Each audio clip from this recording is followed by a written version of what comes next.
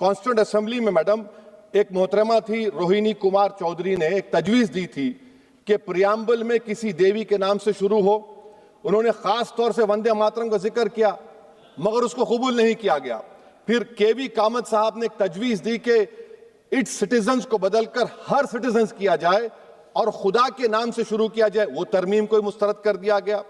हमारे संविधान का उसूल यह है कि भारत क्या है, उसकी अवाम है, अवामी कानून की मुसन्निफ है, अवाम की मर्जी से सबसे बालातर है, अवामी हाकिम है। मुल्क किसी खुदा, देवी, देवता, मजहबी इलामत के नाम से नहीं चलता, ना मुल्क किसी एक मजहब की मिल्कियत है।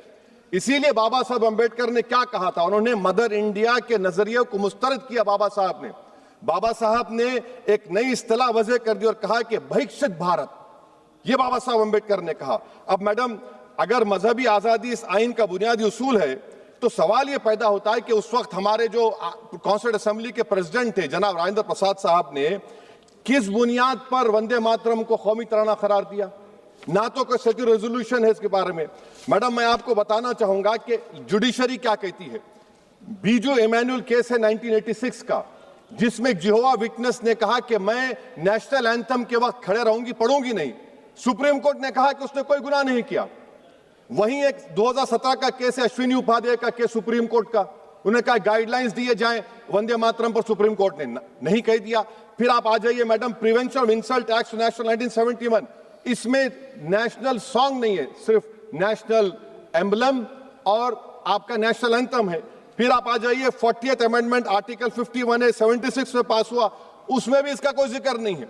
मैडम, मैं आपके सामने बताना चाहूंगा कि हमारा भारत एक इसका मजमुआ क्या है, इसमें हिंदू है, मुसलमान है, सिख है, ईसाई है, जैन है, एथिस्ट है, मेहनतकश है, किसान, गरीब, मजलूम और दलित है। मगर अगर जो तकारीर आज हमने यहां पर सुनी और बाहर जो सुनते हैं, अगर भारत को देवी कहने और उसके आगे सजदा करने, तो दरअसल कौम परस्ती को, वतन से मोहब्बत को मजहब में तब्दील कर रहे, और फिर यहां पर बोल रहे कि अगर भारत में रहना है तो वंदे मातरम गाना पड़ेगा। भाई, ये तो संविधान के खिलाफ है, सुप्रीम कोर्ट के जजमेंट के खिलाफ है। अगर वंदे मातरम मैडम कौमियत का मियार है तो फिर सवाल यह है कि हजरत मोहानी की कौमियत क्या थी जिसने इनकलाब जिंदाबाद का नारा दिया? अगर यूसुफ मेहरली ने quit India Simon go back का नारा दिया तो उसकी कौमियत क्या थी? अगर हैदराबाद से मौलवी अलाउद्दीन जो मक्का मस्जिद का पहला मुजरिम है काला पानी में, और तुरेबाज खान जो मारकर लाश को लटका दिया गया था हैदराबाद में 8 दिन तक, उसकी कौमियत क्या थी? अगर इनायतुल्लाह काफी जो जिहाद का फतवा अंग्रेजों के खिलाफ दिया मुरादाबाद में, जब उनको 2 दिन में फांसी की सजा दी गई, और जब फांसी की सजा के बाद जा रहे हैं तो इनायतुल्लाह मौलाना काफी की जबान पर क्या था? वो रसूलुल्लाह हमारे प्रॉफिट की नात पढ़ रहे थे। क्या पढ़ रहे थे? कोई गुल बाकी रहेगा ना चमन रह जाएगा, पर रसूलुल्लाह का दीन हसन रह जाएगा। तो उनकी कौमियत क्या थी?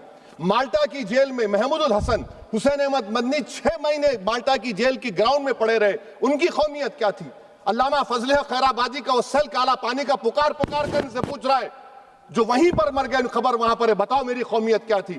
मैडम, मैं एक मुसलमान हूं, मैं इस्लाम को मानने वाला बावकार इंसान हूं, और मेरे मजहब की बुनियादी तालीम तौहीद है, ला इलाहा इल्लल्लाह, नहीं है कोई खुदा सिवा अल्लाह के। और कुरान में अल्लाह क्या बोल रहा? इय्याका नाबुदु इय्याका नस्तईन, तुम मेरी इबादत करो, मुझे मानो। मुझे कहां से मिल रहा? आर्टिकल 25 से मिल रहा है। मुझे कहां से मिल रहा है? Liberty of thought, expression, belief, faith and worship से मिल रहा है। तो इसको जोड़ना ये बहुत ही खतरनाक होगा। और हमारे प्रॉफेट मोहम्मद सल्लल्लाहु अलैहि वसल्लम जब मदीने को गए तो उन्होंने उस वतन के लिए दुआ की, कहा कि अल्लाह मदीने की मोहब्बत हमारे दिलों में और इजाफा कर दे, मक्के से ज्यादा कर दे। तो ये इस्लाम, मुसलमान होना, हमारे ईमान में मुल्क की मोहब्बत बीच में नहीं आती, और मुल्क से मोहब्बत है और रहेगी हमेशा, क्योंकि ये अजीम कुर्बानियां यहां पर शामिल है जिन्होंने जंग आजादी में हिस्सा नहीं लिया। आज अगर वो वतन की मोहब्बत का दर्ज देंगे तो बड़ा गलत होगा। मैडम, मैं आपके सामने एक चीज पढ़ूंगा। 1937 रविंद्रनाथ टैगोर ने लेटर लिखा सुभाष चंद्र बोस को, मैं सिर्फ किसी ने नहीं पढ़ा ये। क्या कहा टैगोर साहब ने? But parliament is a place of union for all religious groups and there the song can not be appropriate. When Bengali Muslims show sign of stubborn fanaticism, we regard it intolerable. When we too copy them and make unreasonable demands, it will be self-defeating. ये मैं इसको ले करूंगा madam, आप देख लीजिए।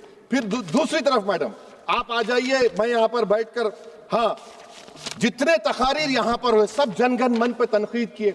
तो madam मुझे ये कहना पड़ेगा कि जनगण मन पर आप लोग इतनी तकलीफ क्यों उठा रहे हैं, आखिर इतनी तकलीफ क्यों है।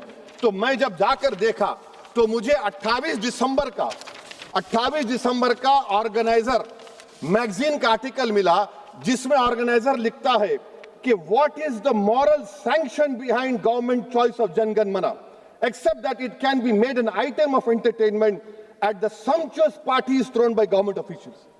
आप बताइए इसका बोलेंगे आप, और फिर उसके काइंड कैसा करते हैं, it will mean we cannot love our motherhood. Madam please. It will mean that Vande Mataram is buried alive with the word Jangan Mana on the tombstone, for the tomb will also be of Jangan Mana of the will of the people. इस पर आप क्या बोलेंगे। Madam मैं आपको ये बताना चाह रहा हूं कि वतन की मोहब्बत हमारे लिए बहुत अहम है, मगर ये बताइए हमको कि अभी मैडम यहां पर आनंद मठ के बारे में बहुत कुछ कहा गया। मैं सिर्फ 2 मिसालें आपको देता हूं। आनंद मठ के पेज नंबर 70 और 80 को पढ़ लीजिए। इसके बाद सनातन जहां मुसलमानों के घर पाते थे, इन्हें आग लगा देते थे। आप पेज नंबर 98 पढ़िए, हमें सिर्फ इन मुसलमानों को जड़ से खत्म करना है क्योंकि खुदा के दुश्मन बन चुके हैं। फिर आप पेज नंबर 115-16 दीजिए, फिर मुख्तलिफ इलाकों में मुसलमानों को सदा देने के लिए भेजे जाते, जहां भी मुसलमान आबादी नजर आती जला दिया जाता। फिर आप देख लीजिए मैडम सफे नंबर 120 पेज 120, बंकिम लिखते हैं कि सनातियों को मालूम नहीं था कि अंग्रेज हिंदुस्तान को निजात दिलाने वाले हैं। ये आप क्यों कर रहे हैं। अब आप मैडम मैं आपको पेपर्स दे कर दूंगा। मैडम भारत में हमारी आजादी इसलिए आई और बरकरार रही कि हमने मुल्क और मजहब को एक चीज नहीं बनाया। हमने ऐलान किया कि हमारी मुल्क मुख्तलिफ तबकात मज़ाहिब पर मुश्तमिल है।